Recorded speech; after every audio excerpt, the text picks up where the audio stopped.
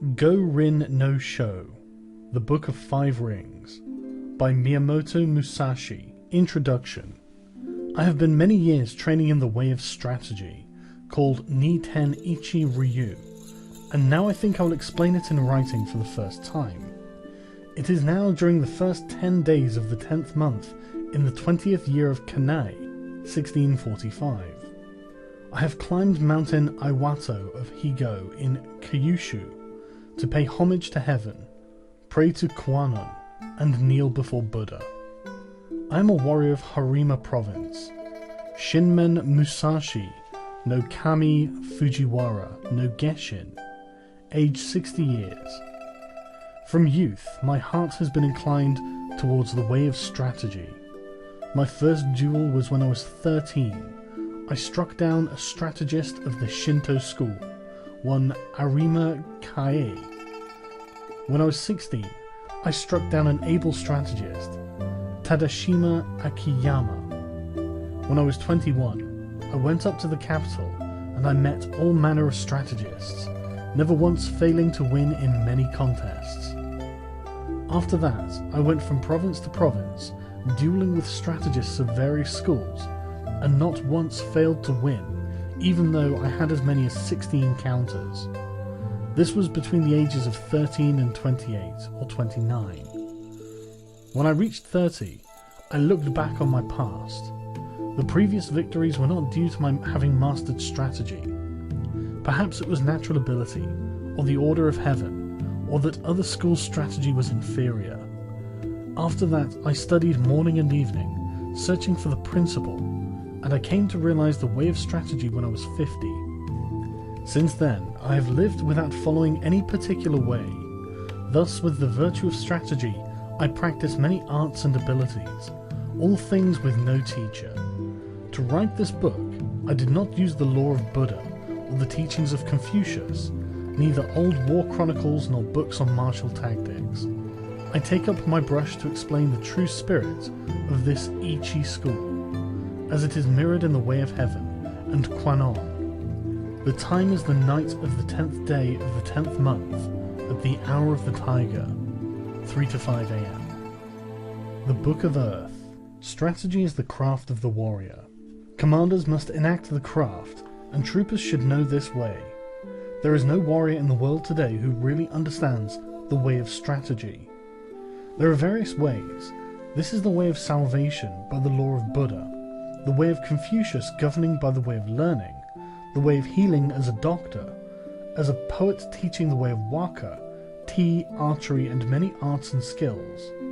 Each man practices as he feels inclined. It is said that the warrior's is the twofold way of pen and sword, and he should have a taste for both ways.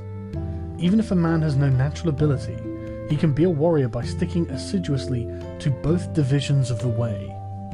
Generally speaking, the way of the warrior is resolute acceptance of death. Although not only warriors but priests, women, peasants, and lowlier folk have been known to die readily in the cause of duty or out of shame, this is a different thing. The warrior is different in that studying the way of strategy is based on overcoming men. By victory gained in crossing swords with individuals, or in joining battle with large numbers, can we attain power and fame for ourselves or for our Lord. This is the virtue of strategy. The way of strategy. In China and Japan, practitioners of the way have been known as masters of strategy. Warriors must learn this way. Recently, there have been people getting on in the world as strategists, but they are usually just sword fencers. The attendants of the Kashima Kantori shrines of the province of Hitachi received instruction from the gods and made schools based on this teaching, traveling from country to country instructing men. This is a recent meaning of strategy. In olden times, strategy was listed among the 10 abilities and 7 arts as a beneficial practice. It was certainly an art, but as a beneficial practice, it was not limited to sword fencing. The true value of sword fencing cannot be seen within the confines of sword fencing technique. If we look at the world, we see arts for sale. Men use equipment to sell their own selves. As if with the nut and the flower, the nut has to become less than the flower. In this way of strategy, both those teaching and those learning the way are concerned with colouring and showing off their technique, trying to hasten the bloom of the flower. They speak of this dojo and that dojo. They are looking for profit. Someone once said, "Immature strategy is the cause of grief." That was a true saying. There are 4 ways in which men pass through life: as gentlemen, farmers, artisans and merchants. The way of the farmer, using agricultural instruments, he sees springs through to autumns with an eye on the changes of the season. The second is the way of the merchant. The winemaker obtains his ingredients and puts them to use to make his living. The way of the merchant is always to live by taking profit. This is the way of the merchant. Thirdly, the gentleman warrior, carrying the weaponry of his way. The way of the warrior is to master the virtue of his weapons, so must he not have a little taste for this? Fourthly, the way of the artisan. The way of the carpenter is to become proficient in the use of his tools, first to lay his plans with true measure and then perform his work according to plan. Thus he passes through life. These are the 4 ways of the gentleman, the farmer, the artisan and the merchant. Comparing the way of the carpenter to strategy. The comparison with carpentry is through the connection with houses. Houses of the nobility, houses of warriors, the 4 houses, ruin of houses, thriving of houses, the style of the house, the tradition of the house, and the name of the house. The carpenter uses a master plan of the building, and the way of strategy is similar in that there is a plan of campaign. If you want to learn the craft of war, ponder over this book. The teacher is as a needle, the disciple is as thread. You must practice constantly. Like the foreman carpenter, the commander must know natural rules, and the rules of the country, and the rules of houses. This is the way of the foreman. The foreman carpenter must know the architectural theory of towers and temples, and the plans of palaces, and must employ men to raise up houses. The way of the foreman carpenter is the same as the way of the commander of a warrior house. In the construction of houses, choice of woods is made. Straight, unknotted timber of good appearance is used for the revealed pillars. Straight timber with small defects is used for the inner pillars. Timber of the finest appearance, even if a little weak, is used for the thresholds, lintels and doors, and sliding doors, and so on. Good strong timber, though it be gnarled and knotted, can always be used discreetly in construction. Timber which is weak or knotted throughout should be used as scaffolding, and then later for firewood. The foreman carpenter allots his men work according to their ability. Floor layers, makers of sliding doors, thresholds and lintels, ceilings and so on. Those of poor ability lay the floor joist, and those of lesser ability carve wedges and do such miscellaneous work. If the foreman knows and deploys his men well, the finished work will be good. The foreman should take into account the abilities and limitations of his men, circulating among them and asking nothing unreasonable. He should know their morale and spirit, and encourage them where necessary. This is the same of the principle of strategy. The way of strategy. Like a trooper, the carpenter sharpens his own tools. He carries his equipment in his toolbox and works under the direction of his foreman. He makes columns and girders with an axe, shapes floorboards and shelves with a plane. He cuts fine openwork and carvings accurately, giving as excellent a finish as his skill will allow. This is the craft of carpenters. When the carpenter becomes skilled and understands measures, he can become a foreman. The carpenter's attainment is having tools which will cut well, to make small shrines, writing shelves, tables, paper lanterns, chopping boards and pot lids. These are the specialities of the carpenter. Things are similar for the trooper. You ought to think deeply about this. The attainment of the carpenter is that his work is not warped, that the joints are not misaligned, and that the work is truly planned so that it will meet well and is not merely finished in sections. This is essential. If you want to learn this way, deeply consider the things written in this book, one at a time. You must do sufficient research. Outline of the 5 books of this book of strategy. The way is shown in 5 books concerning different aspects. These are Earth, Water, Fire, Wind, and Void. The body of the way of strategy from the viewpoint of my Ichi school is explained in the Earth book. It is difficult to realize the true way just through sword fencing. Know the smallest things and the biggest things, the shallowest things and the deepest things. As if it were a straight road mapped out on the ground. The first book is called the Earth book. The second is the Water book. With water as the basis, the spirit becomes like water. Water adopts the shape of its receptacle. It is sometimes a trickle and sometimes a wild sea. Water has a clear blue colour. By the clarity, things of Ichi school are shown in this book. If you master the principles of sword fencing, when you freely beat one man, you beat any man in the world. The spirit of defeating a man is the same for 10 million men. The strategist makes small things into big things, like building a great Buddha from 1-foot model. I cannot write in detail how this is done. The principle of strategy is having one thing to know 10,000 things. Things of Ichi school are written in this, the Water book.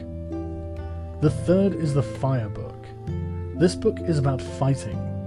The spirit of fire is fierce, whether the fire be small or big, and so it is with battles. The way of battles is the same for man-to-man fights and for 10,000-a-side battles. You must appreciate that spirit can become big or small. What is big is easy to perceive. What is small is difficult to perceive. In short, it is difficult for large numbers of men to change position, so their movements can be easily predicted. An individual can easily change his mind, so his movements are difficult to predict. You must appreciate this.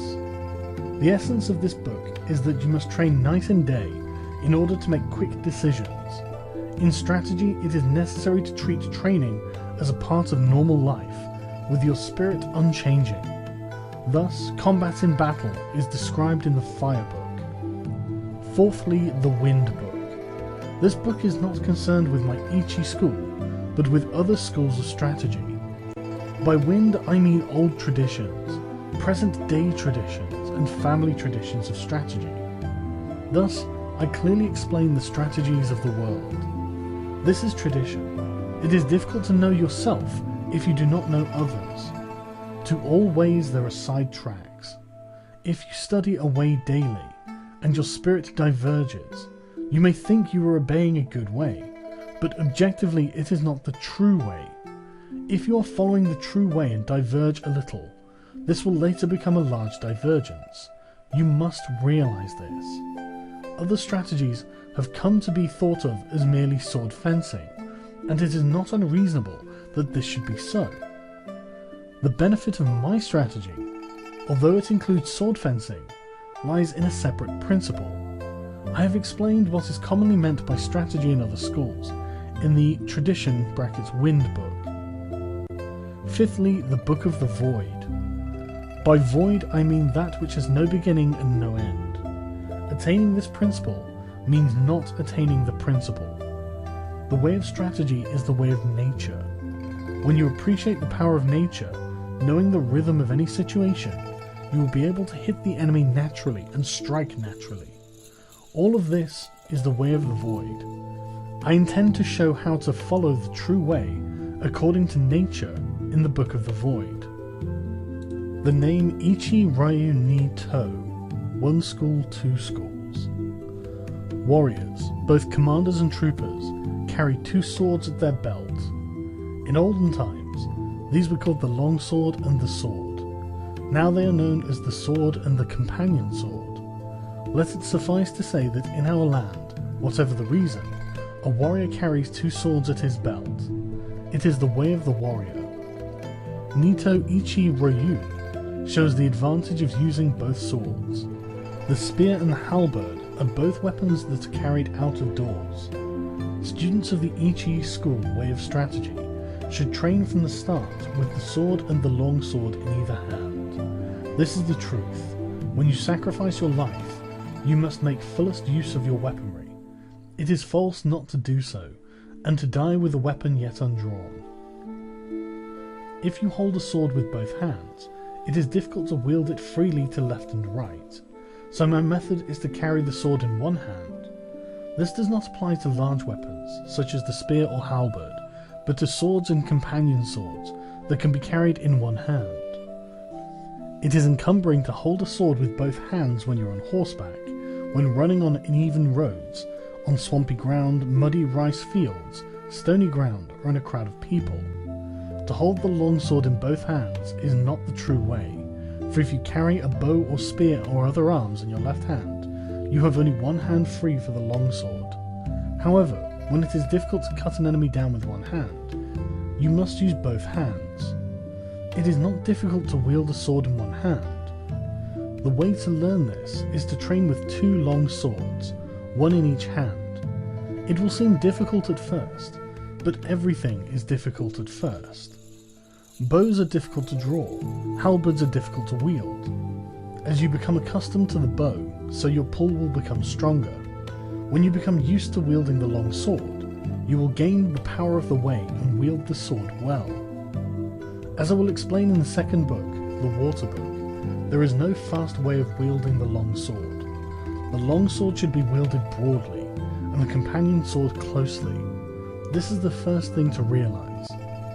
According to this Ichi school, you can win with a long weapon, and yet you can also win with a short weapon.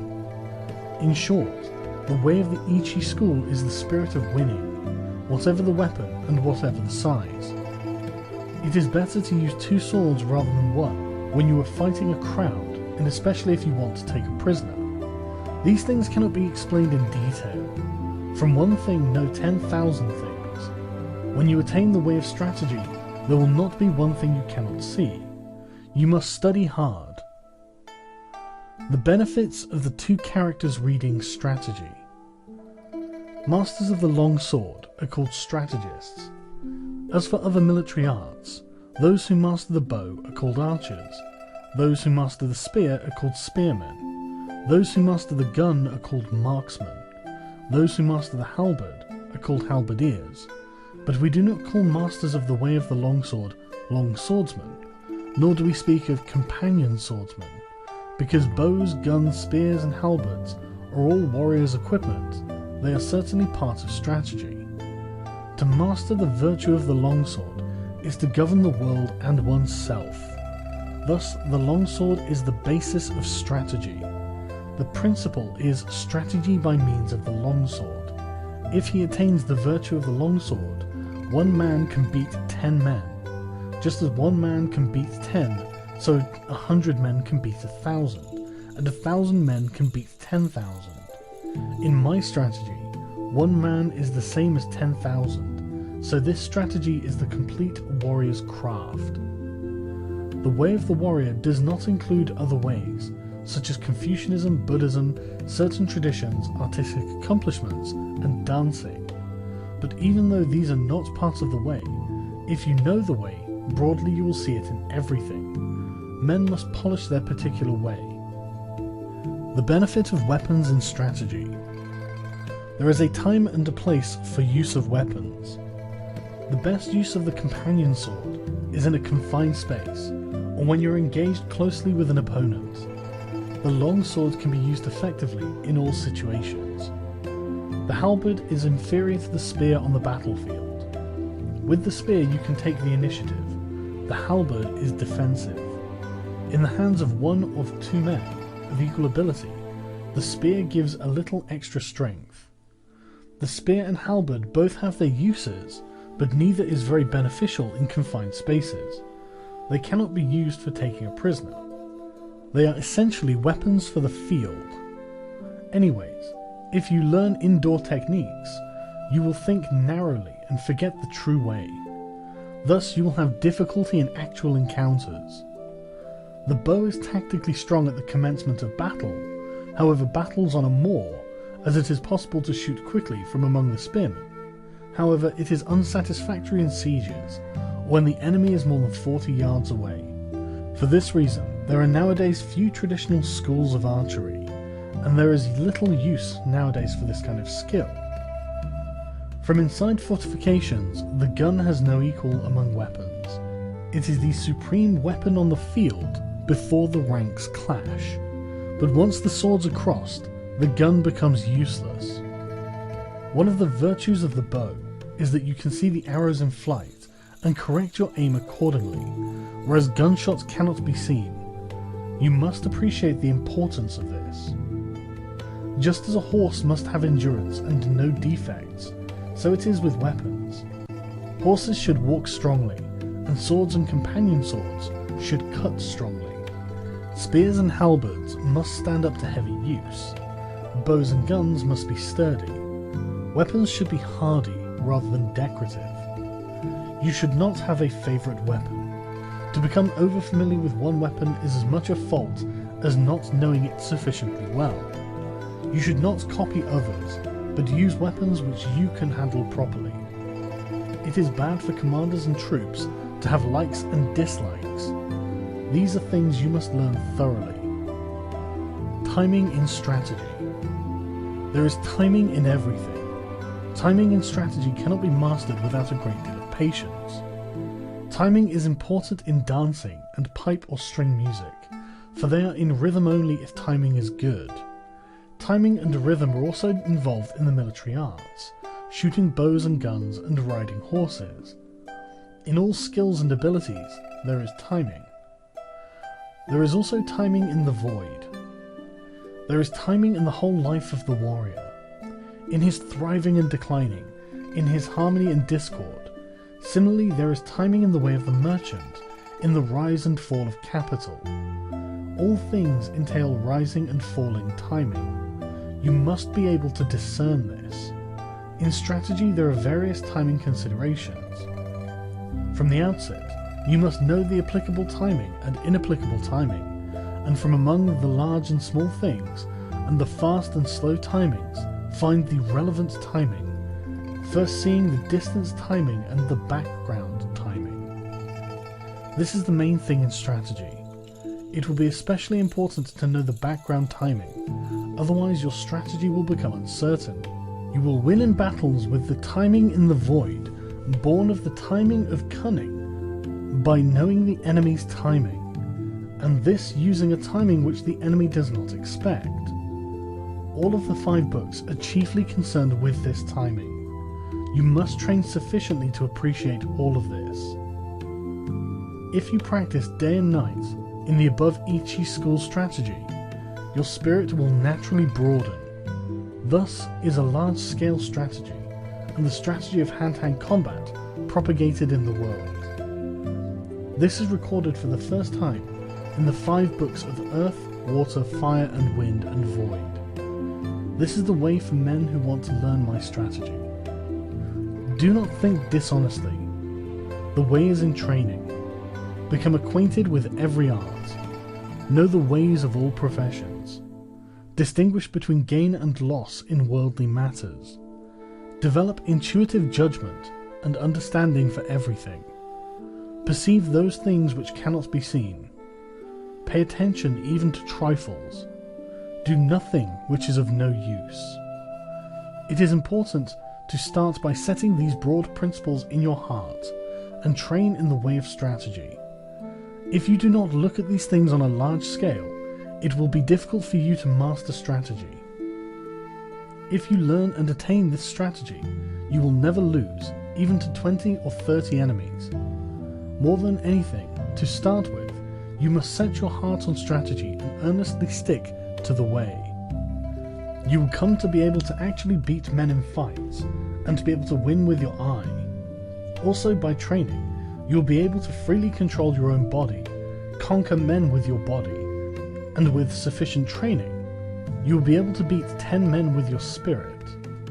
When you have reached this point, will it not mean that you are invincible? Moreover, in large-scale strategy, the superior man will manage many subordinates dexterously, bear himself correctly, govern the country and foster its people, thus preserving the ruler's discipline. If there is a way involving the spirit of not being defeated to help oneself and gain honor, it is the way of strategy. The second year of Shoho, 1645, the 5th month, the 12th day, the Water Book. The spirit of Ni-Ten Ichi school of strategy is based on water, and this Water Book explains the method of victory as the long sword form of the Ichi school. Language does not extend to explaining the way in detail, but it can be grasped intuitively. Study this book, read a word, then ponder on it. If you interpret the meaning loosely, you will mistake the way. The principles of strategy are written down here in terms of single combat, but you must think broadly so that you attain an understanding for 10,000 aside battles. Strategy is different from other things, in that if you mistake the way even a little, you will become bewildered and fall into bad ways. If you merely read this book, you will not reach the way of strategy. Absorb the things written in this book. Do not just read, memorize, or imitate, but so that you may realize the principle from within your own heart, study hard to absorb these things into your body. Spiritual bearing in strategy. In strategy, your spiritual bearing must not be any different from normal. Both in fighting and in everyday life, you should be determined through calm. Meet the situation without tenseness, yet not recklessly. Your spirit settled, yet unbiased. Even when your spirit is calm, do not let your body relax. And when your body is relaxed, do not let your spirit slacken. Do not let your spirit be influenced by your body, or your body influenced by your spirit. Be neither insufficiently spirited, nor overly spirited. An elevated spirit is weak, and a low spirit is weak. Do not let the enemy see your spirit. Small people must be completely familiar with the spirit of large people, and large people must be familiar with the spirit of small people. Whatever your size, do not be misled by the reactions of your own body.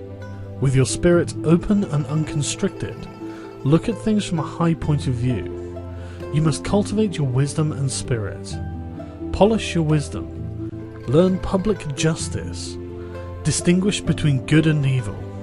Study the ways of different arts one by one. When you cannot be deceived by men, you will have realized the wisdom of strategy. The wisdom of strategy is different from other things.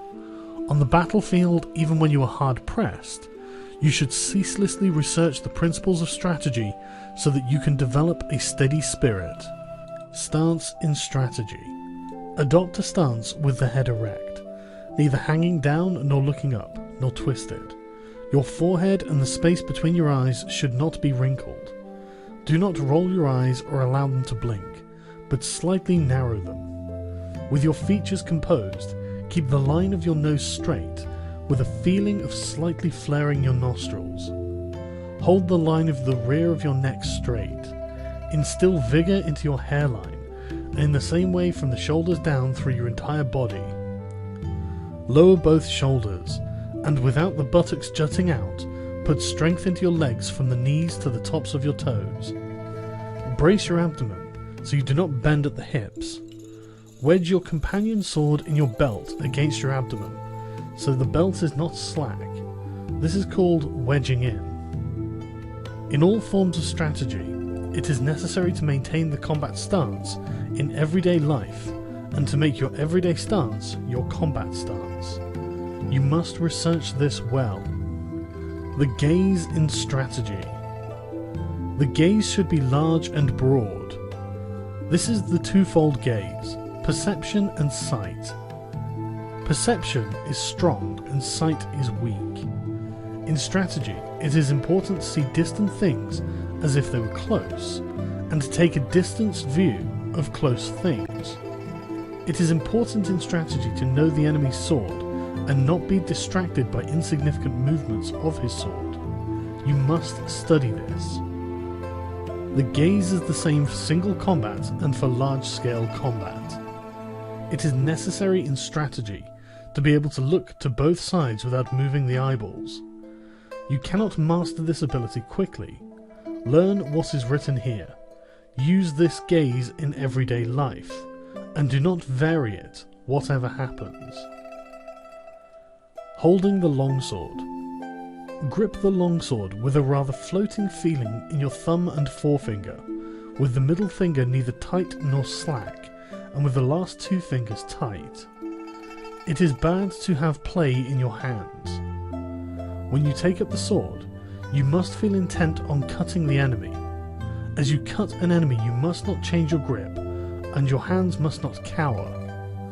When you dash the enemy's sword aside, or ward it off, or force it down, you must slightly change the feeling in your thumb and forefinger.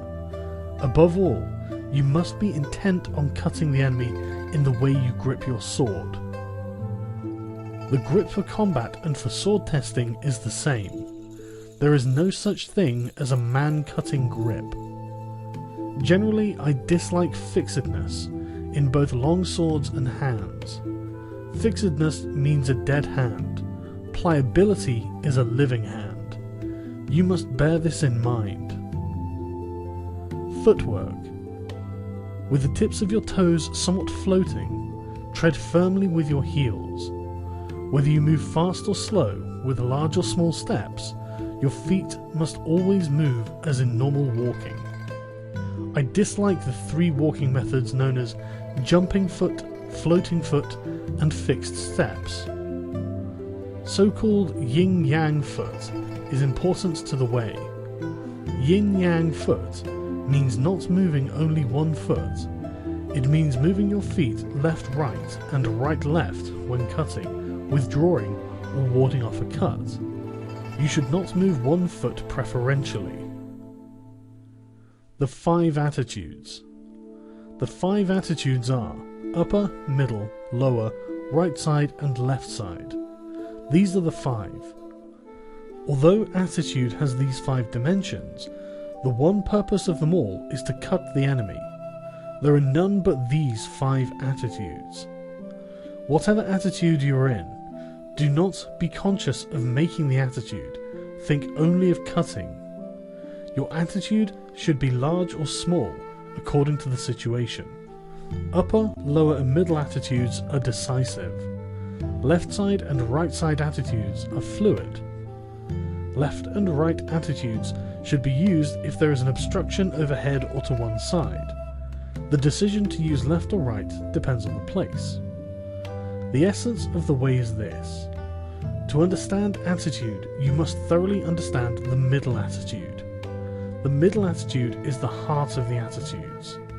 If we look at a strategy on a broad scale, the middle attitude is the seat of the commander, with the other 4 attitudes following the commander. You must appreciate this. The way of the longsword. Knowing the way of the longsword means we can wield with 2 fingers the sword we usually carry. If we know the path of the sword well, we can wield it easily. If you try to wield the longsword quickly, you will mistake the way. To wield the longsword well, you must wield it calmly. If you try to wield it quickly, like a folding fan or a short sword, you will err by using short sword chopping. You cannot cut a man with a long sword using this method. When you have cut downwards with the long sword, lift it straight upwards. When you cut sideways, return the sword along the sideways path. Return the sword in a reasonable way, always stretching the elbows broadly. Wield the sword strongly. This is the way of the sword.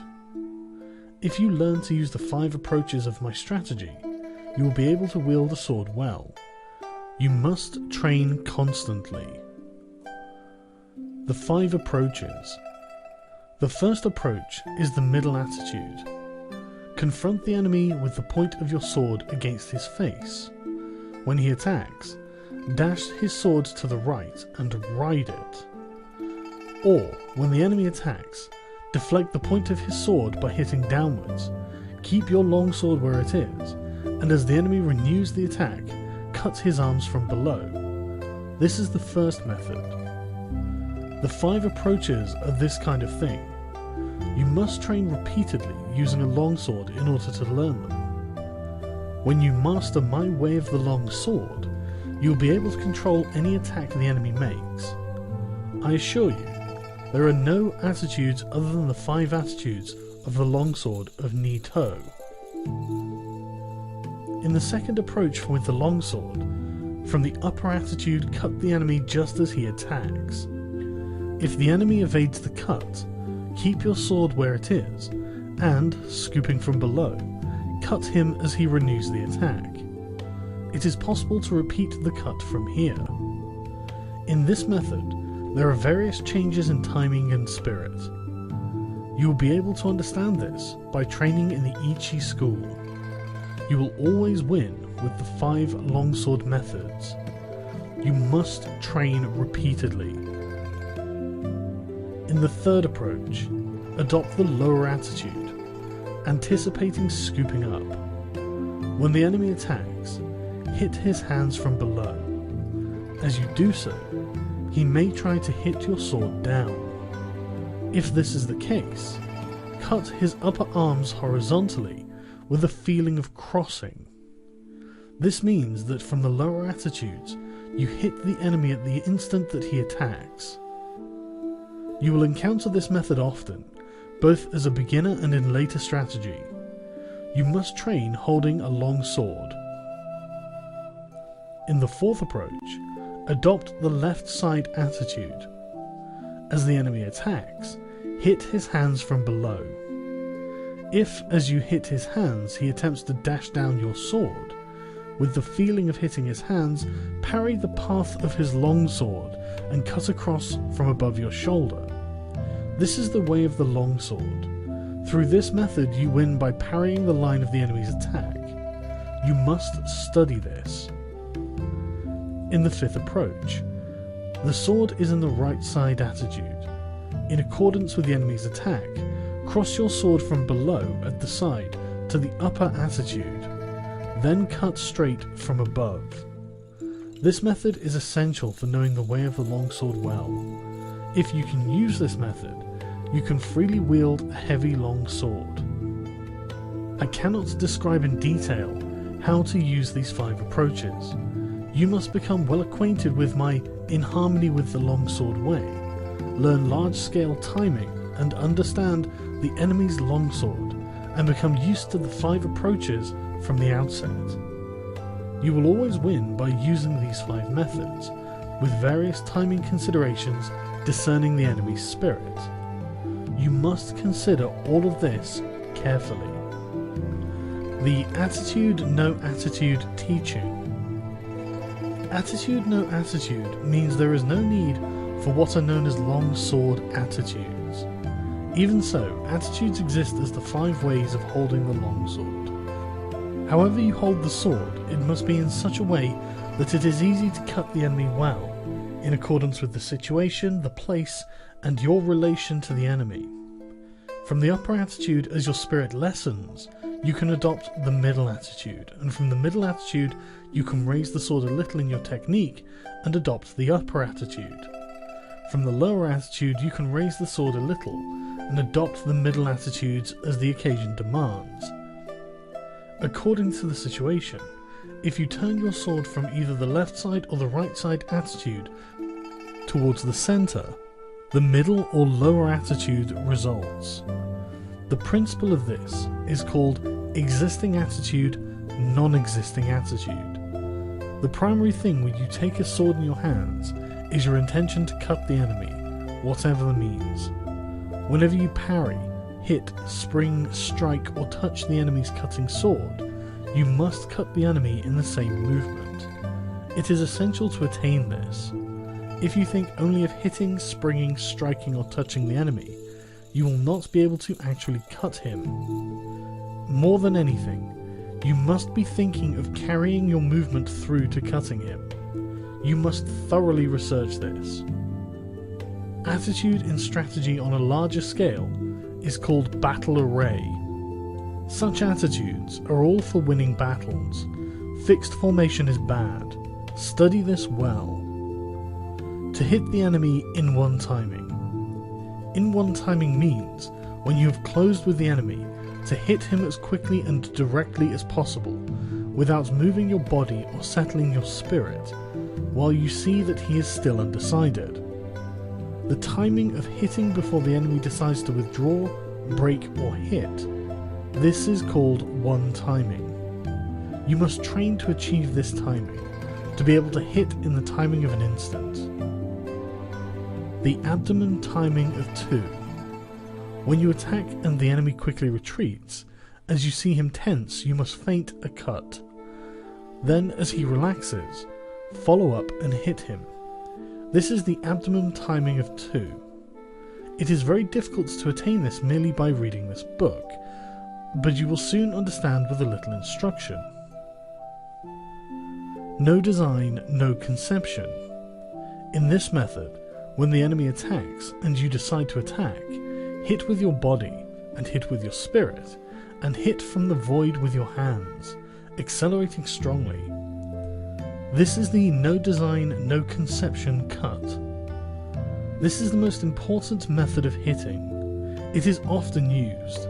You must train hard to understand it. The flowing water cut. The flowing water cut is used when you are struggling blade to blade with the enemy. When he breaks and quickly withdraws trying to spring with his long sword, expand your body and spirit and cut him as slowly as possible with your long sword, following your body like stagnant water.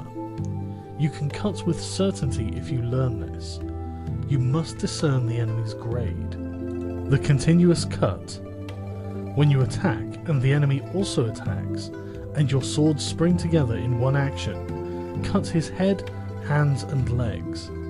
When you cut several places with one sweep of the long sword, it is called the continuous cut. You must practice this cut, as it is often used. With detailed practice, you should be able to understand it. The fire and stones cut.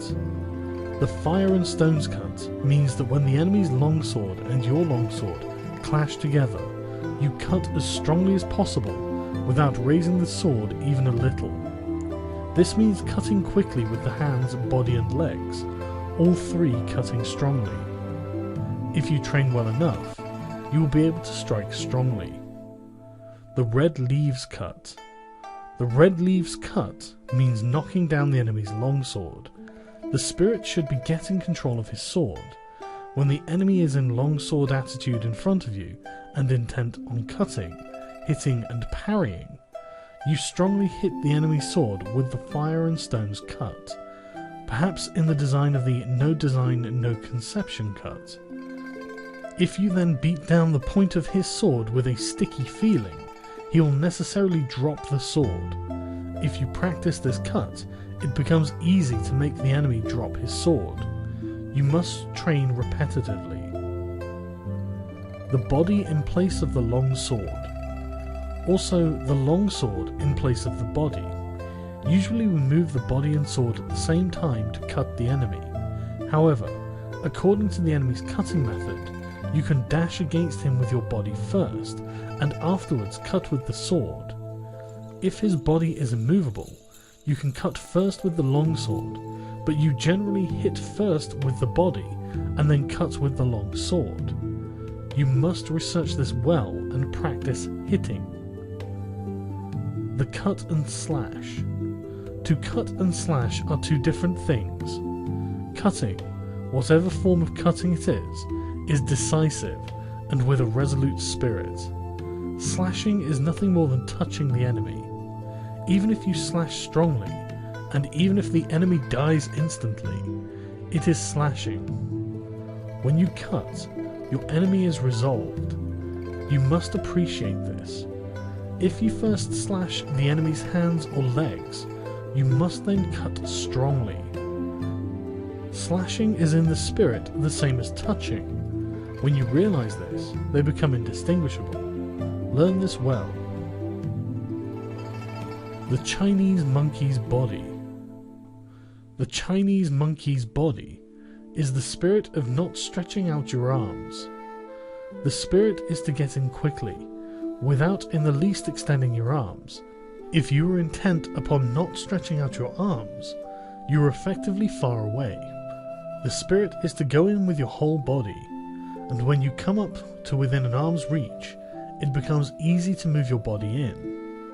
You must research this well. The glue and lacquer emulsion body. The spirit of glue and lacquer emulsion body is to stick to the enemy and not separate from him. When you approach the enemy, stick firmly with your head, body and legs. People tend to advance their head and legs quickly, but their body lags behind. You should stick firmly so that there is not the slightest gap between the enemy's body and your body. You must consider this carefully. To strive for height. By to strive for height is meant when you close with the enemy, to strive with him for superior height without cringing. Stretch your legs, stretch your hips, stretch your neck face to face with him. When you think you have won and you are the higher, thrust in strongly. You must learn this. To apply stickiness. When the enemy attacks, and you also attack with the long sword, you should go in with a sticky feeling and fix your long sword against the enemy's as you receive his cut. The spirit of stickiness is not hitting very strongly, but hitting so that the long swords do not separate easily. It is best to approach as calmly as possible when hitting the enemy's long sword with stickiness. The difference between stickiness and entanglement is that stickiness is firm and entanglement is weak. You must appreciate this. The body strike. The body strike means to approach the enemy through a gap in his guard. The spirit is to strike him with your body. Turn your face a little aside and strike the enemy's breast with your left shoulder thrust out. Approach with a spirit of bouncing the enemy away, striking as strongly as possible in time with your breathing. If you achieve this method of closing with the enemy, you will be able to knock him 10 or 20 feet away. It is possible to strike the enemy until he is dead. Train well. 3 ways to parry his attack. There are 3 methods to parry a cut. First, by dashing the enemy's long sword to your right, as if thrusting at his eyes, or when he makes an attack. Or, to parry by thrusting the enemy's long sword towards his right eye with the feeling of snipping his neck. Or, when you have a short long sword, without worrying about parrying the enemy's long sword to close with him quickly, thrusting at his face with your left hand. These are the 3 ways of parrying. You must bear in mind that you can always clench your left hand and thrust at the enemy's face with your fist. For this, it is necessary to train well. To stab at the face. To stab at the face means that when you're in a confrontation with the enemy, that your spirit is intent on stabbing at his face, following the line of the blades with the point of your longsword. If you're intent on stabbing at his face and body will become rideable. When the enemy becomes rideable, there are various opportunities for winning. You must concentrate on this. When fighting and the enemy's body becomes rideable, you can win quickly, so you ought not to forget to stab at the face. You must pursue the value of this technique through training. To stab at the heart. To stab at the heart means, when fighting, and there are obstructions above or to the sides, and wherever it is difficult to cut, to thrust at the enemy. You must stab at the enemy's breast without letting the point of your longsword waver, showing the enemy the ridge of the blade square on, and with the spirit of deflecting his longsword. The spirit of this principle is often useful when we become tired or for some reason our longsword will not cut. You must understand the application of this method. To scold, tut-tut. Scold means that when the enemy tries to countercut you as an attack, you countercut again, from below as if thrusting at him, trying to hold him down. With very quick timing you cut, scolding the enemy, thrust up, tut, and cut, tut. This timing is encountered time and time again in an exchange of blows. The way to scold tut tut is to time the cut simultaneously with raising your longsword as if to thrust the enemy. You must learn this through repetitive practice. The smacking parry. By smacking parry, it is meant that when you clash swords with the enemy, you meet his attacking cut on your longsword with a T-dum rhythm, smacking his sword and cutting him. The spirit of the smacking parry is not parrying or smacking strongly, but smacking the enemy's longsword in accordance with his attacking cut, primarily intent on quickly cutting him. If you understand the timing of smacking, however hard your longswords clash together, your sword point will not be knocked back even a little. You must research sufficiently to realize this. There are many enemies. There are many enemies applies when you are fighting one against many. Draw both sword and companion sword, and assume a wide-stretched left and right attitude. The spirit is to chase the enemies around from side to side, even though they come from all four directions. Observe their attacking order, and go to meet first those who attack first. Sweep your eyes around broadly, carefully examining the attacking order, and cut left and right alternately with your swords. Waiting is bad. Always quickly reassume your attitudes to both sides. Cut the enemies down as they advance, crushing them in the direction from which they attack. Whatever you do, you must drive the enemy together, as if tying a line of fishes, and when they are seen to be piled up, cut them down strongly without giving them room to move. The advantage when coming to blows. You can know how to win through strategy with the longsword, but it cannot be clearly explained in writing. You must practice diligently in order to understand how to win. Oral tradition. The true way of strategy is revealed in the longsword.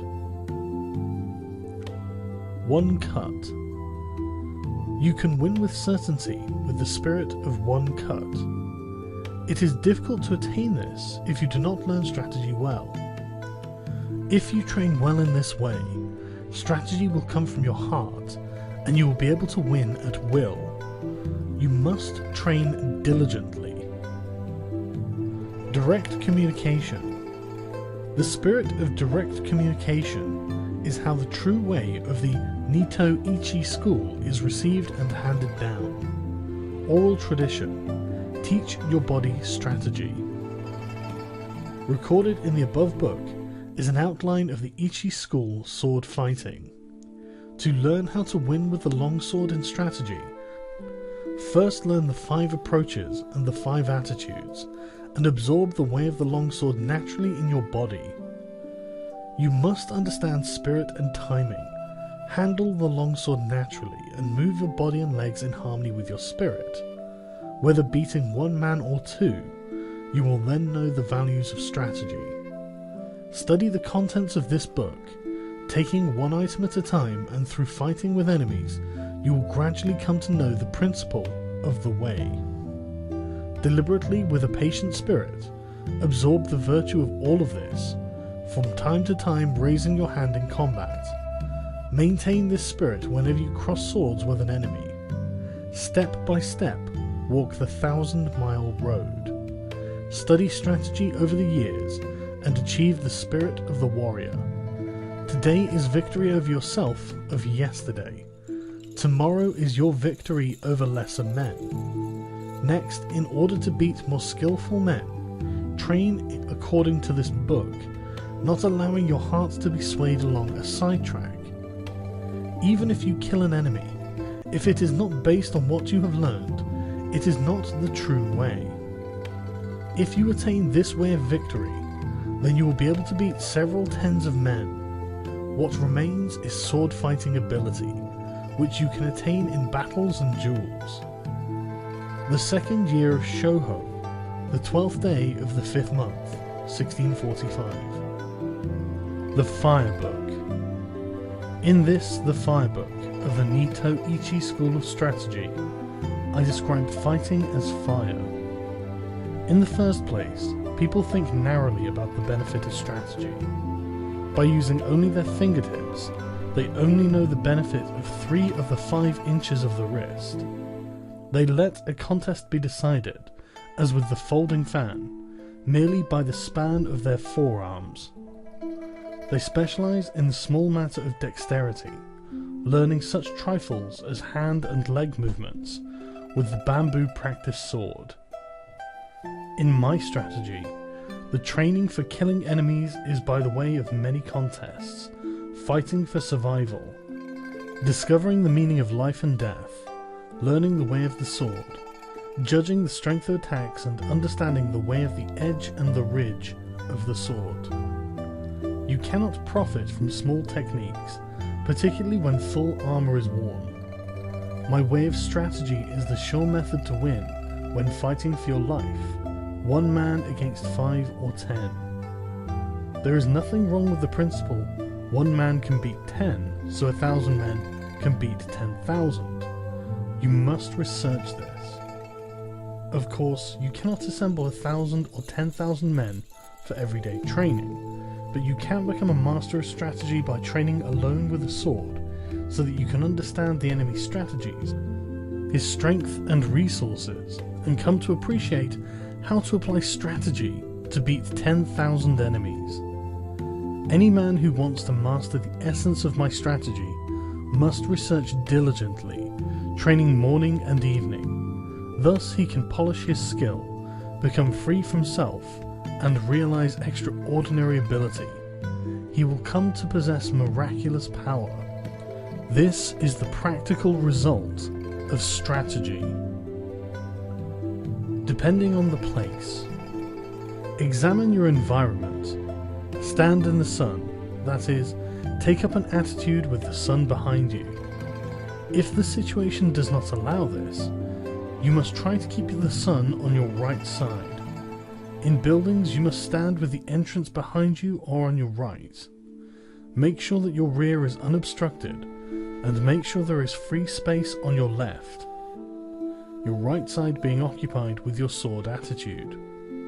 At night, if the enemy can be seen, keep the fire behind you and the entrance to your right, and otherwise take up your attitude as above.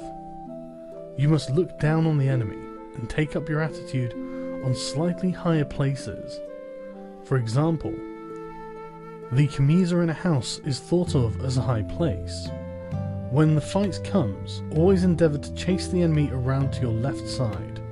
Chase him towards awkward places, and try to keep him with his back to awkward places.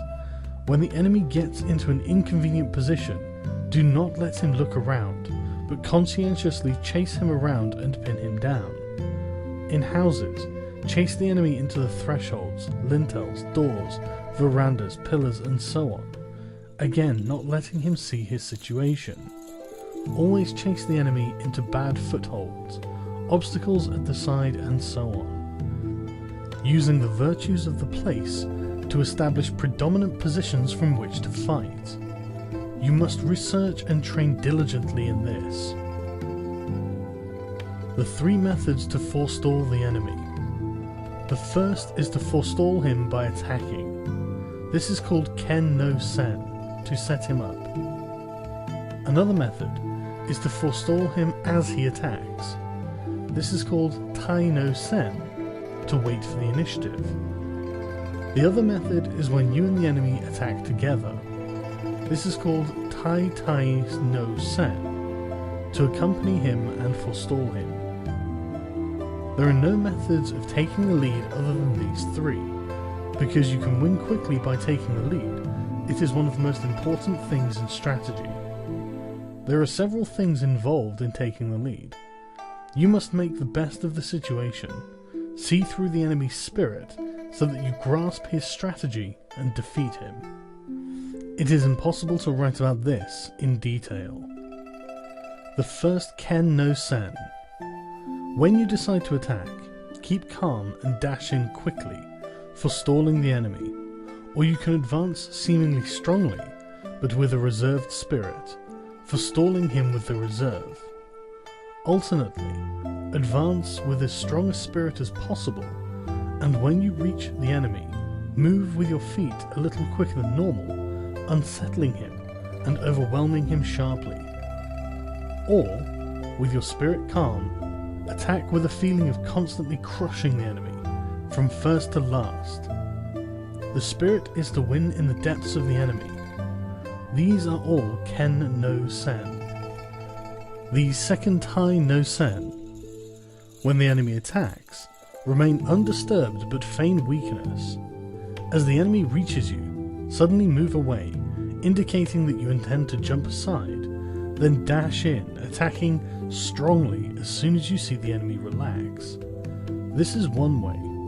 Or, as the enemy attacks, attack more strongly, taking advantage of the resulting disorder in his timing to win. This is the Tai no Sen principle. The third Tai no Sen.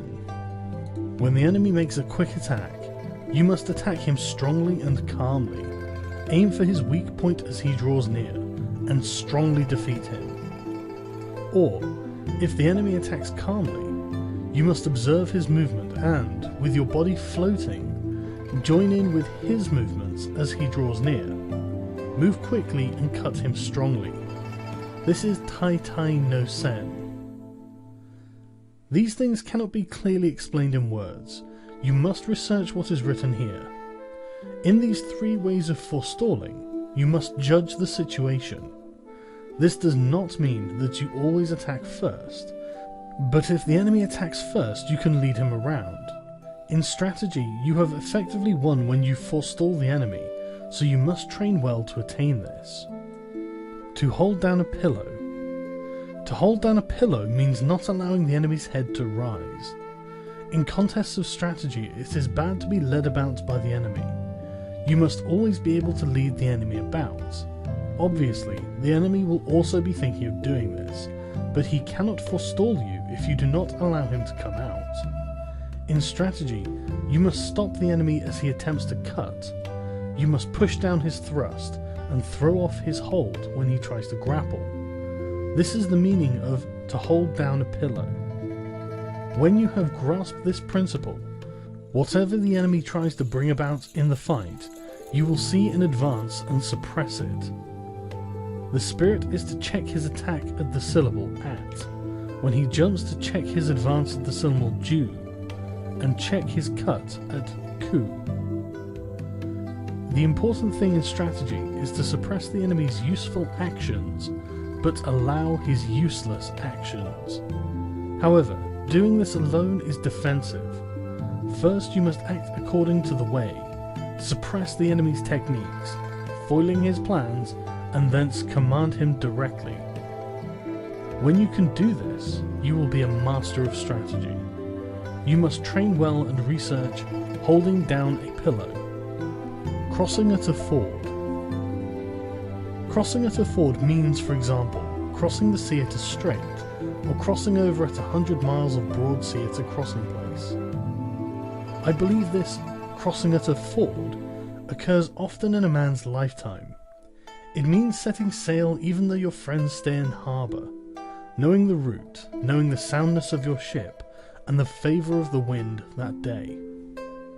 When the conditions are all met, and there is perhaps a favourable wind or a tailwind, then set sail.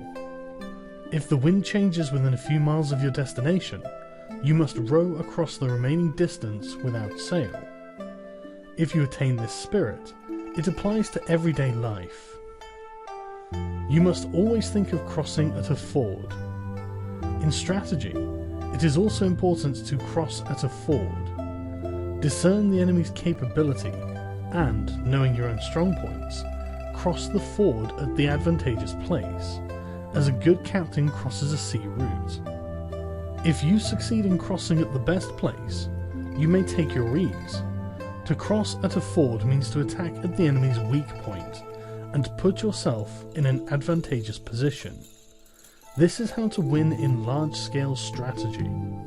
The spirit of crossing at a ford is necessary in both large and small-scale strategy. You must research this well. To know the times. To know the times means to know the enemy's disposition in battle. Is it flourishing or waning? By observing the spirit of the enemy's men and getting the best position, you can work out the enemy's disposition and move your men accordingly. You can win through this principle of strategy, fighting from a position of advantage. When in a duel, you must forestall the enemy and attack when you have first recognized his school of strategy, perceived his quality and his strong and weak points. Attack in an unsuspected manner, knowing his meter and modulation, and the appropriate timing. Knowing the times means, if your ability is high, seeing right into things. If you are thoroughly conversant with strategy, you will recognize the enemy's intentions, and thus have many opportunities to win. You must sufficiently study this. To tread down the sword.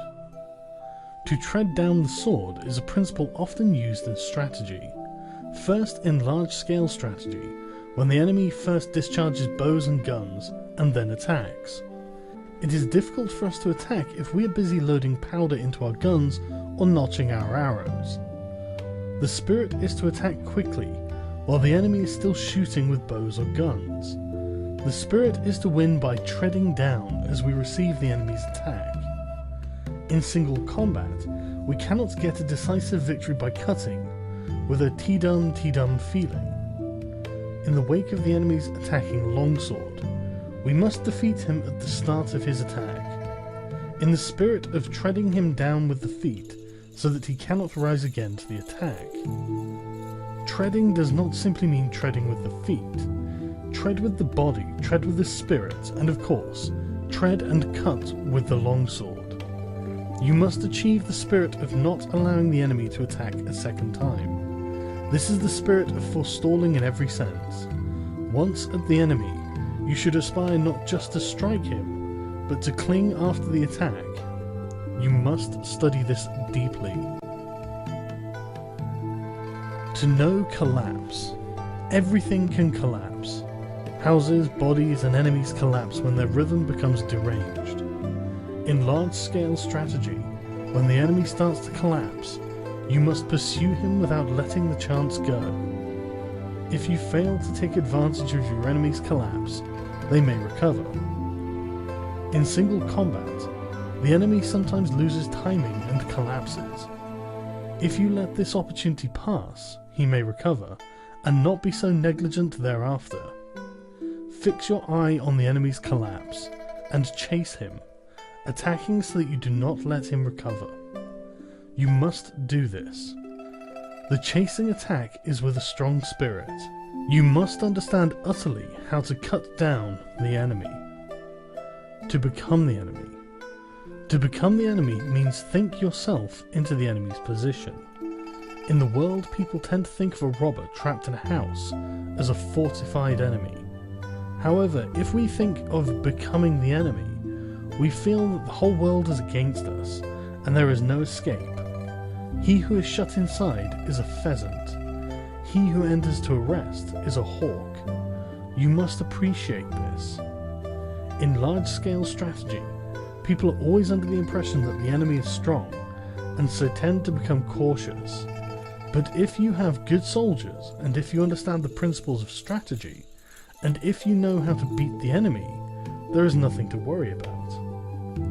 In single combat, also, you must put yourself in the enemy's position. If you think, here is a master of the way, who knows the principles of strategy, then you will surely lose.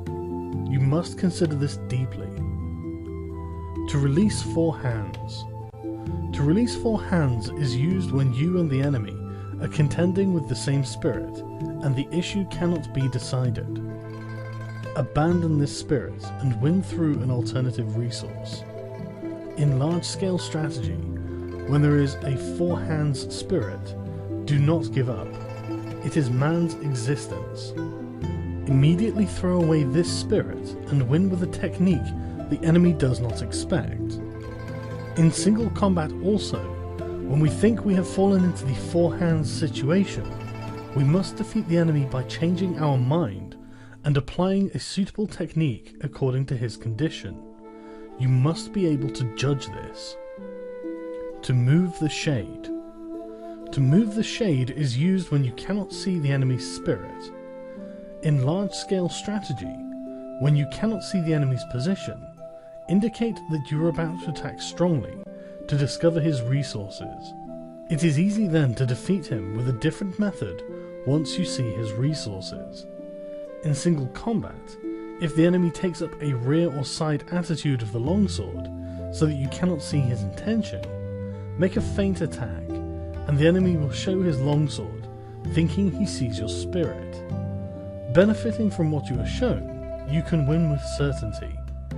If you are negligent, you will miss the timing. Research this well. To hold down a shadow. Holding down a shadow is used when you can see the enemy's attacking spirit.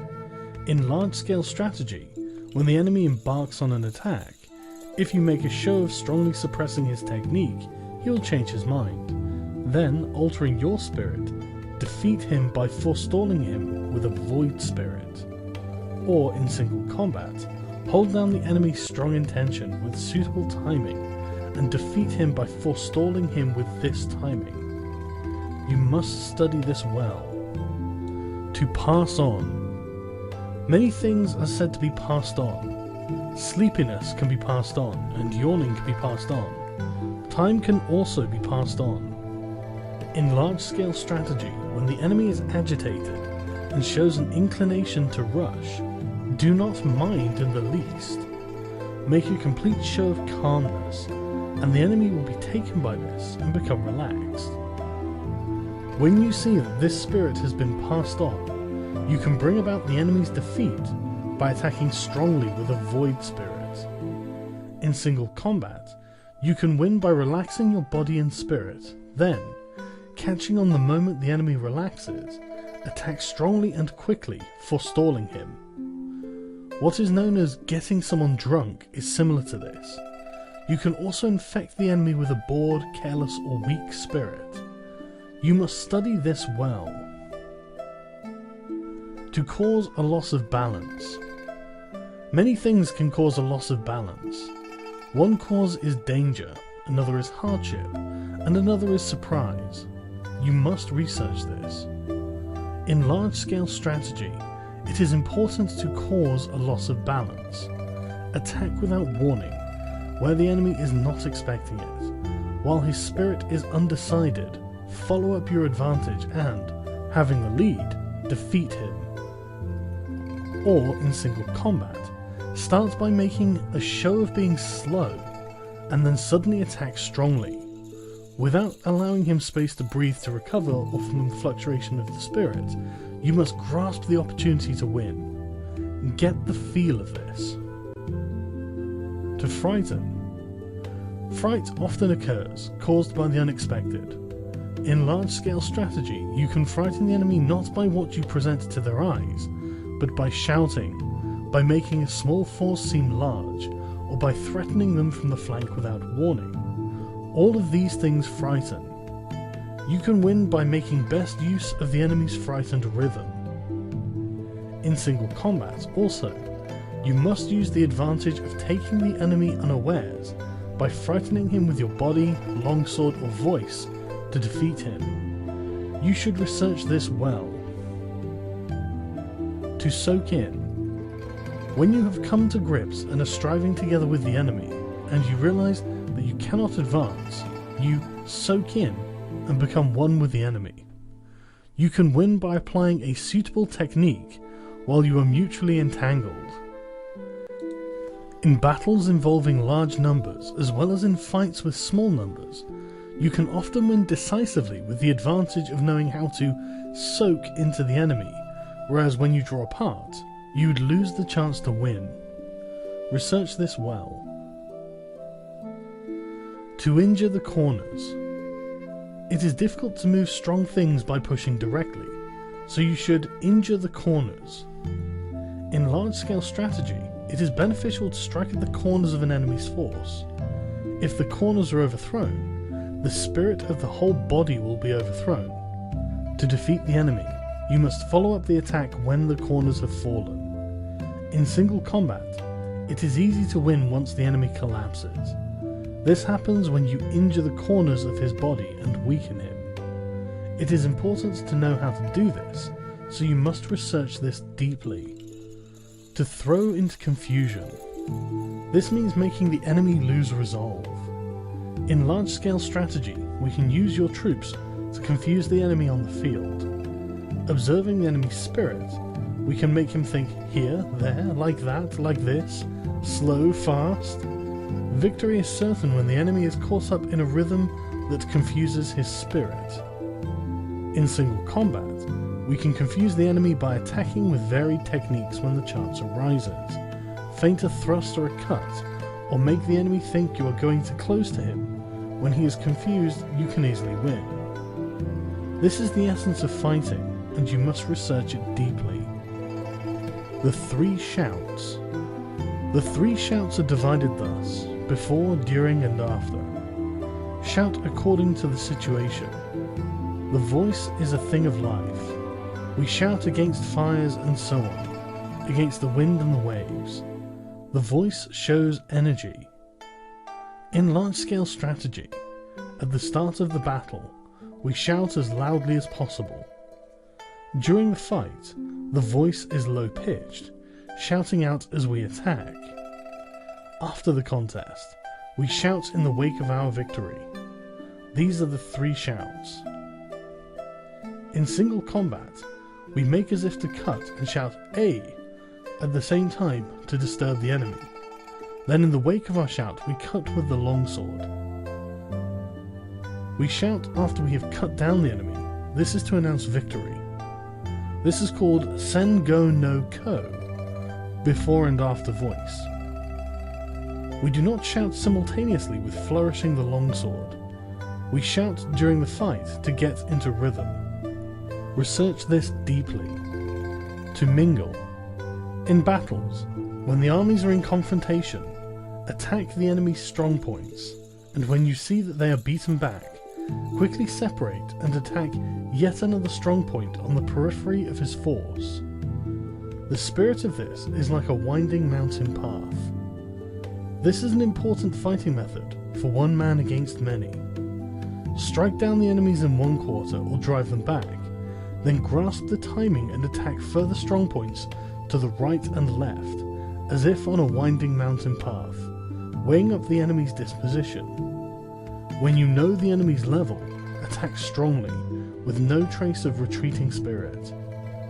In single combat too, use this spirit with the enemy's strong points. What is meant by mingling is the spirit of advancing and becoming engaged with the enemy and not withdrawing even one step. You must understand this. To crush. This means to crush an enemy regarding him as being weak. In large-scale strategy, when we see that the enemy has few men, or if he has many men but his spirit is weak and disordered, we must knock the hat over his eyes, crushing him utterly. If we crush him lightly, he may recover. You must learn the spirit of crushing as if with a hand grip.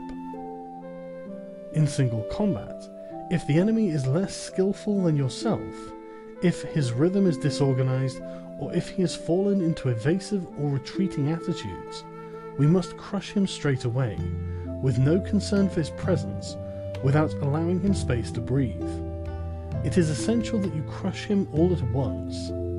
The primary thing is to not let him recover his position, even a little. You must research this deeply. The mountain sea change. The mountain sea spirit means that it is bound to repeat the same thing several times when fighting an enemy. There may be no help but to do something twice, but do not try it a third time. If you once make an attack and fail, there is little chance of success if you use the same approach again. If you attempt a technique which you have previously tried unsuccessfully and yet fail again, then you must change your attacking method. If the enemy thinks of the mountains, attack like the sea, and if he thinks like the sea, attack like the mountains. You must research this deeply. To penetrate the depths. When we are fighting with the enemy, even when it can be seen that we can win on the surface with the benefit of the way, if his spirit is not extinguished, he may be beaten superficially, yet undefeated in spirit deep inside.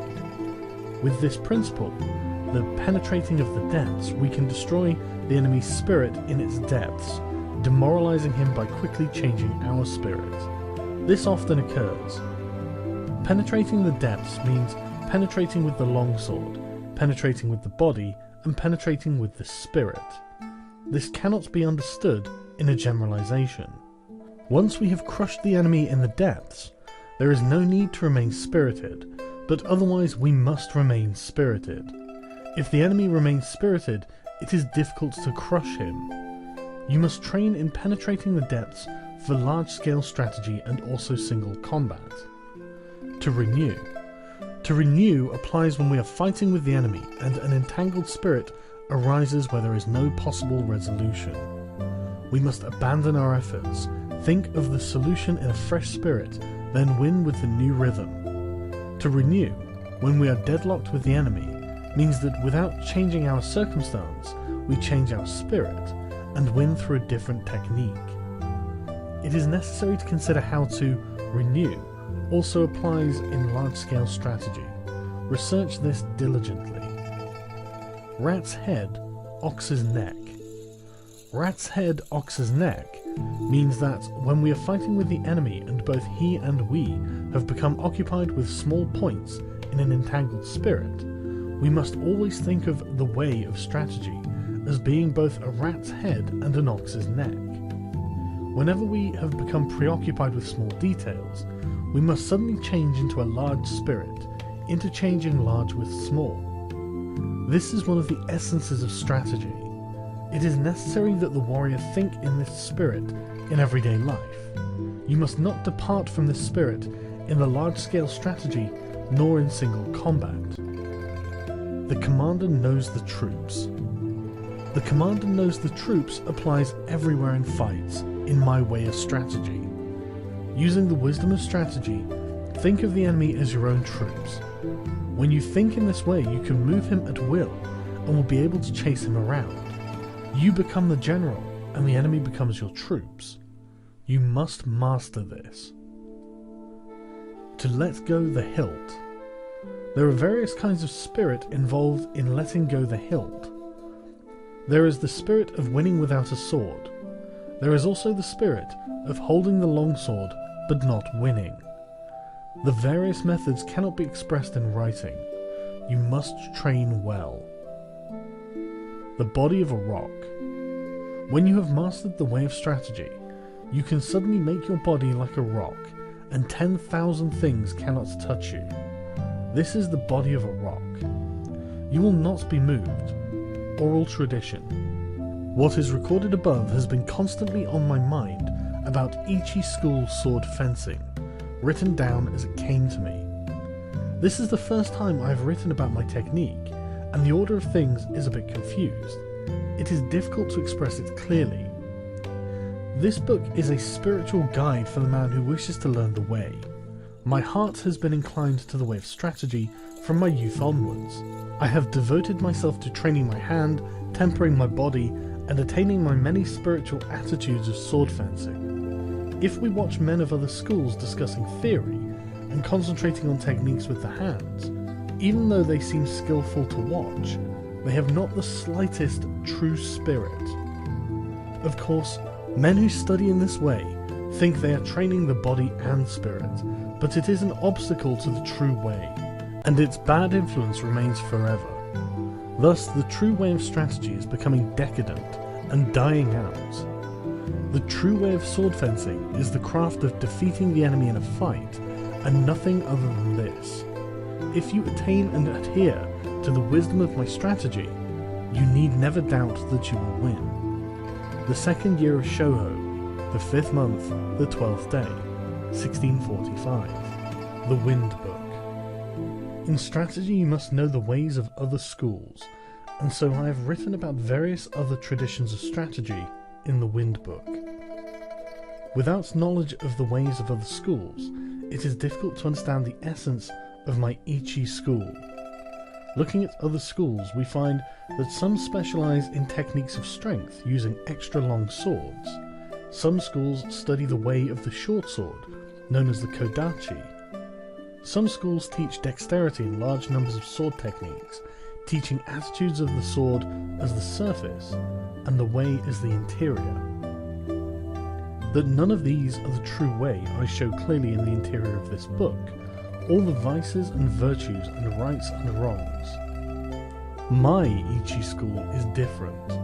Other schools make accomplishments of their means of livelihood, growing flowers and decoratively colouring articles in order to sell them. This is definitely not the way of strategy. Some of the world's strategists are concerned only with sword fencing and limit their training to flourishing the longsword and carriage of the body. But is dexterity alone sufficient to win? This is not the essence of the way. I have recorded the unsatisfactory points of the other schools one by one in this book. You must study these matters deeply to appreciate the benefit of my Nito Ichi school. Other schools are using extra long swords. Some other schools have a liking for extra long swords. From the point of view of my strategy, these must be seen as weak schools. This is because they do not appreciate the principle of cutting the enemy by any means. Their preference is for the extra long sword, and, relying on the virtue of its length, they think to defeat the enemy from a distance. In this world it is said, 1 inch gives the hand advantage, but these are the idle words of one who does not know strategy. It shows the inferior strategy of a weak spirit, that men would be dependent on the length of their sword, fighting from a distance without the benefit of strategy. I expect that there is a case for the school in question liking extra long swords as a part of its doctrine, but as we compare this with real life, it is unreasonable. Surely we need not necessarily be defeated if we are using a long sword and we have no long sword.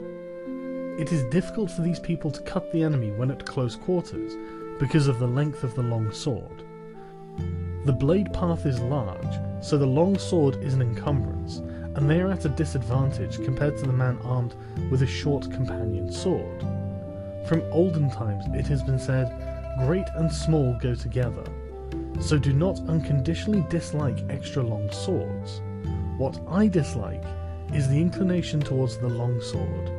If we consider large-scale strategy, we can think of large forces in terms of long swords, and small forces as short swords.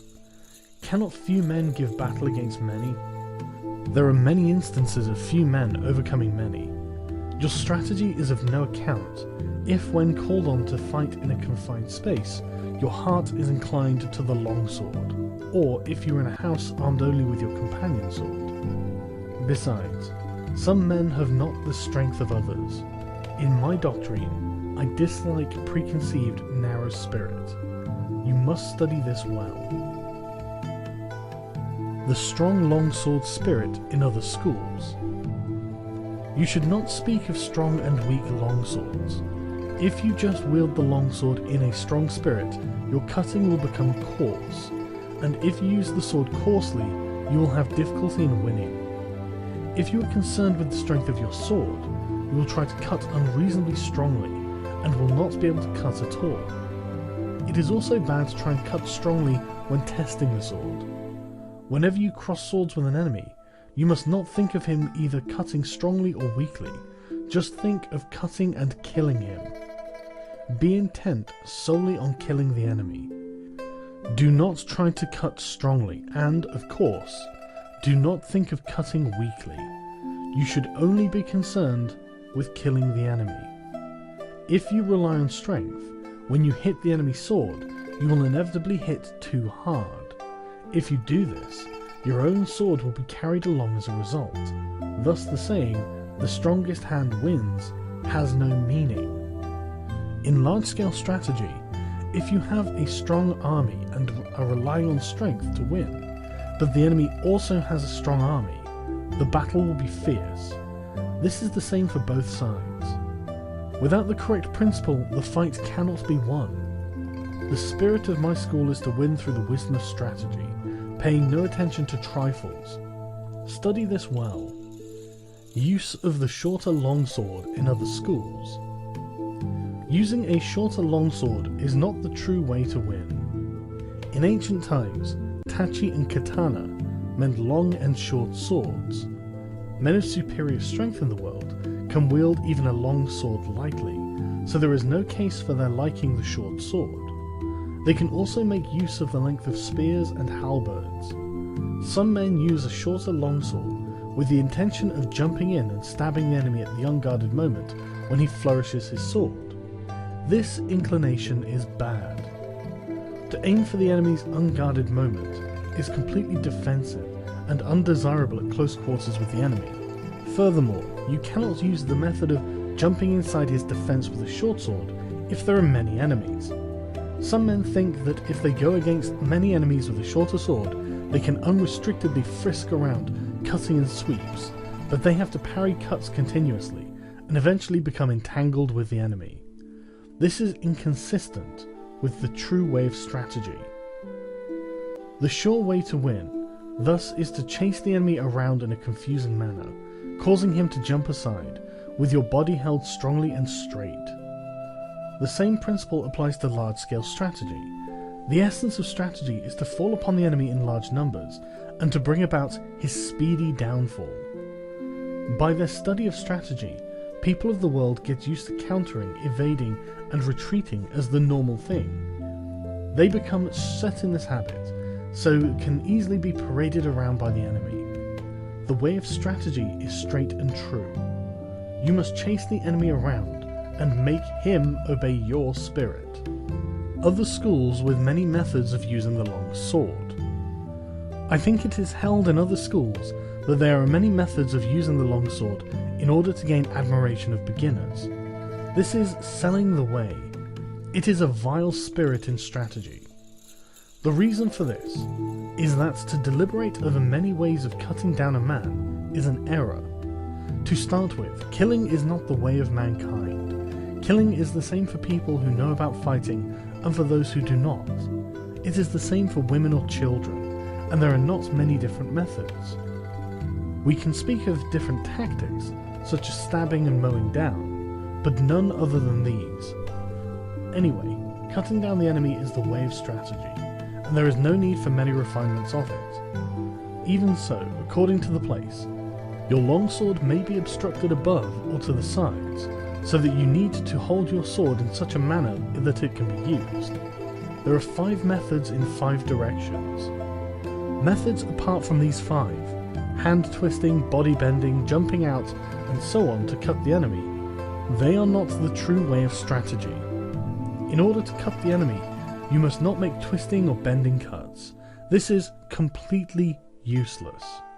In my strategy, I bear my spirit and body straight, and cause the enemy to twist and bend. The necessary spirit is to win by attacking the enemy when his spirit is warped. You must study this well. Use of attitudes of the long swords in other schools. Placing a great deal of importance on the attitudes of the longsword is a mistaken way of thinking. What is known in the world as attitude applies when there is no enemy. The reason is that this has been a precedent since ancient times, that there should be no such thing as this is the modern way to do it, dueling. You must force the enemy into inconvenient situations. Attitudes are for situations in which you are not to be moved. That is, for garrisoning castles, battle array, and so on, showing the spirit of not being moved even by a strong assault. In the way of dueling, however, you must always be intent upon taking the lead and attacking. Attitude is the spirit of awaiting an attack. You must appreciate this. In duels of strategy, you must move the opponent's attitude. Attack where his spirit is lax, throw him into confusion, irritate and terrify him. Take advantage of the enemy's rhythm when he is unsettled and you can win. I dislike the defensive spirit known as attitude. Therefore, in my way, there is something called attitude no attitude. In large-scale strategy, we deploy our troops for battle bearing in mind our strength, observing the enemy's numbers, and noting the details of the battlefield. This is at the start of the battle. The spirit of attacking is completely different from the spirit of being attacked. Bearing an attack well, with a strong attitude and parrying the enemy's attack well, is like making a wall of spears and halberds. When you attack the enemy, your spirit must go to the extent of pulling the stakes out of a wall and using them as spears and halberds. You must examine this well. Fixing the eyes in other schools. Some schools maintain that the eyes should be fixed on the enemy's longsword. Some schools fix the eye on the hands. Some fix the eyes on the face, and some fix the eyes on the feet, and so on. If you fix the eyes on these places, your spirit can become confused, and your strategy thwarted. I will explain this in detail. Footballers do not fix their eyes on the ball, but by good play on the field, they can perform well. When you become accustomed to something, you are not limited to the use of your eyes. People such as master musicians have the music score in front of their nose, or flourish the sword in several ways when they have mastered the way, but this does not mean that they fix their eyes on these things specifically, or when they make pointless movements of the sword. It means that they can see naturally. In the way of strategy, when you have fought many times, you will be easily able to appraise the speed and position of the enemy's sword. Having mastery of the way, you will see the weight of his spirit. In strategy, fixing the eyes means gazing at the man's heart. In large-scale strategy, the area to watch is the enemy's strength. Perception and sight are the two methods of seeing. Perception consists of concentrating strongly on the enemy's spirit, observing the condition of the battlefield, fixing the gaze strongly, seeing the progress of the fight, and the changes of advantage. This is the sure way to win. In single combat, you must not fix eyes on details. As I have said before, if you fix your eyes on the details and neglect important things, your spirit will become bewildered, and victory will escape you. Research this principle well and train diligently. Use of the feet in other schools. There are various methods of using the feet: floating foot, jumping foot, springing foot, treading foot, crow's foot, and such nimble walking methods. From the point of view of my strategy, these are all unsatisfactory. I dislike floating foot because the feet always tend to float during the fight. The way must be trod firmly. Neither do I like jumping foot because it encourages the habit of jumping and a jumpy spirit. However much you jump, there is no real justification for it, so jumping is bad. Springing foot causes a springing spirit, which is indecisive. Treading foot is a waiting method, and I especially dislike it. Apart from these, there are various fast walking methods, such as crow's foot and so on. Sometimes, however, you may encounter the enemy on marshland, swampy ground, river valley, stony ground or narrow roads, in which situations you cannot jump or move your feet quickly. In my strategy, the footwork does not change. I always walk as I usually do in the street. You must never lose control of your feet. According to the enemy's rhythm, move fast or slowly, adjusting your body not too little and not too much. Carrying the feet is important, also in large-scale strategy. This is because if you attack quickly and thoughtlessly without knowing the enemy's spirit, your rhythm will become deranged and you will not be able to win. Or, if you advance too slowly, you will not be able to take advantage of the enemy's disorder, and the opportunity to win will escape, and you will not be able to finish the fight quickly. You must win by seizing upon the enemy's disorder and derangement, and by not according him even a little hope of recovery. Practice this well. Speed in other schools. Speed is not part of the true way of strategy. Speed implies that things seem fast or slow, according to whether or not they are in rhythm. Whatever the way, the master of strategy does not appear fast. Some people can walk as fast as 100 or 120 miles in a day, but this does not mean they run continuously from morning till night. Unpracticed runners may seem to have been running all day, but their performance is poor. In the way of dance, accomplished performers can sing while dancing, but when beginners try this, they slow down and their spirit becomes busy. The old pine tree melody, beaten on a leather drum, is tranquil, but when beginners try this, they slow down and their spirit becomes busy. Very skillful people can manage a fast rhythm, but it is bad to beat hurriedly. If you try to beat too quickly, you will get out of time. Of course, slowness is bad. Really skillful people never get out of time, and are always deliberate, and never appear busy. From this example, the principle can be seen. What is known as speed is especially bad in the way of strategy. The reason for this is that, depending on the place, marsh or swamp and so on, it may not be possible to move the body and legs together quickly. Still less will you be able to cut quickly if you have a long sword in this situation. If you try to cut quickly, as if using a fan or short sword, you will not actually cut even a little. You must appreciate this. In large-scale strategy also, a fast, busy spirit is undesirable. The spirit must be that of holding down a pillow, when you will not even be a little late. When your opponent is hurrying recklessly, you must act contrarily and keep calm. You must not be influenced by the opponent. Train diligently to attain this spirit. Interior and surface in other schools. There is no interior nor surface in strategy. The artistic accomplishments usually claim inner meaning and secret tradition, and interior and gait, but in combat there is no such thing as fighting on the surface or cutting with the interior. When I teach my way, I first teach by training in techniques which are easy for the pupil to understand, a doctrine which is easy to understand. I gradually endeavour to explain the deep principle, points which it is hardly possible to comprehend according to the pupil's progress. In any event, because the way to understanding is through experience, I do not speak of interior and gait.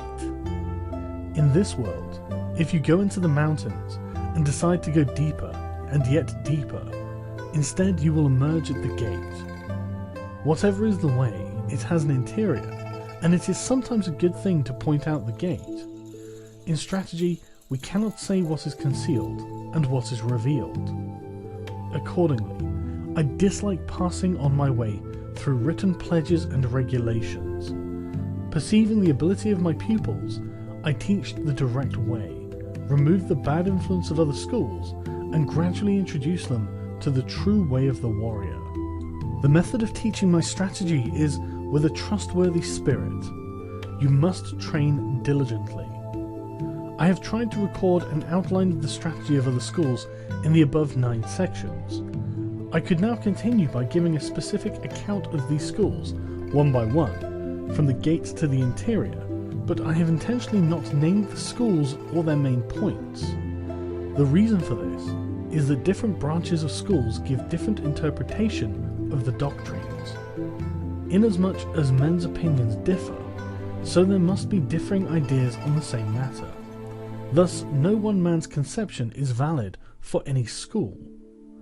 I have shown the general tendencies of other schools on 9 points. If we look at them from an honest viewpoint, we will see that people always tend to like long swords or short swords, and become concerned with strength in both large and small matters. You can see why I do not deal with the gates of other schools. In my Ichi school of the longsword, there is neither gate nor interior. There is no inner meaning in sword attitudes. You must simply keep your spirit true to realize the virtue of strategy. 12th day of the 5th month of the 2nd year of Shoho, 1645. The Book of the Void. The Ni To Ichi way of strategy is recorded in this, the Book of the Void. What is called the Spirit of the Void is where there is nothing. It is not included in man's knowledge. Of course, the void is nothingness. By knowing things that exist, you can know that which does not exist. This is the void. People in this world look at things mistakenly, and think that what they do not understand must be the void. This is not the true void. It is bewilderment. In the way of strategy, also, those who study as warriors think that whatever they cannot understand in their craft is the void. This is not the true void. To attain the way of strategy as a warrior, you must study fully other martial arts and not deviate even a little from the way of the warrior. With your spirit settled, accumulate practice day by day and hour by hour. Polish the twofold spirit heart and mind, and sharpen the twofold gaze, perception and sight. When your spirit is not in the least clouded, when the clouds of bewilderment clear away, there is the true void. Until you realize the true way, whether in Buddhism or in common sense, you may think that things are correct and in order. However, if we look at things objectively, from the viewpoint of the laws of the world, we see various doctrines departing from the true way. Know well this spirit, and with forthrightness, as the foundation, and the true spirit as the way. Enact strategy broadly, correctly, and openly. Then you will come to think of things in a wide sense, taking the void as the way, and you will see the way as void. In the void is virtue, and no evil. Wisdom has existence. Principle has existence. The way has existence.